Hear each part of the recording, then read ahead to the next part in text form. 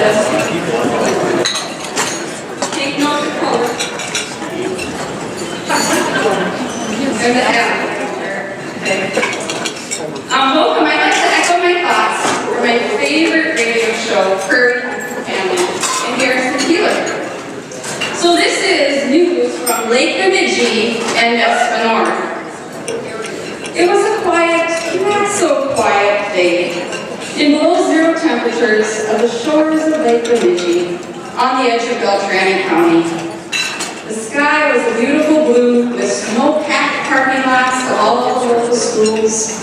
The students were stuck inside for the 14th day of recess. Under winters of minus 35, it was just another day of Espanor. Nestled on Irving Avenue at Northern Elementary School sits a candidate for MESCA President-elect, pondering her future in leadership. As with most winter days, it was extremely cold on a Saturday when the candidate decided to stay inside, sit by the fire, sip a glass of Mogan David, and write a simple speech on how to serve her colleagues in Northwoods and regions beyond St. Cloud. As she thought about it, she has spent her entire 51 years in a school, whether sitting in a church basement for kindergarten, teaching in a hormonally challenged middle school, trying to become a Tommy graduate, or leading a pack of Timberwolves to play nice in their dens.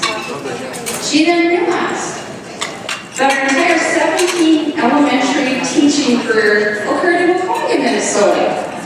She felt that having her size 8 feet experienced in both worlds provided her with an excellent perspective for the principalship for Minnesota. This city gal turned fishing girl found leading others in her blood. But how would she let her principal friends know how brave she was to set her sights on the MESCA leadership team in St. Paul? So she put pen to paper, the MESCA ideas ran in her head, and here's what she thought.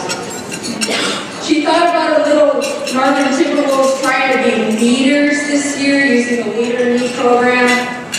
Not so good. She thought about her Northern Division colleagues' willingness to wear matching shirts at Institute. It's close. She thought about her transition to using 21st Century Office, where she calls her secretary my person. Make it crazy office team. Closer. She thought about how to be elected would give her more time to shop in Maple Grove on the way to the directors' meetings. Now we're getting close. And finally, she thought about the mission of her school.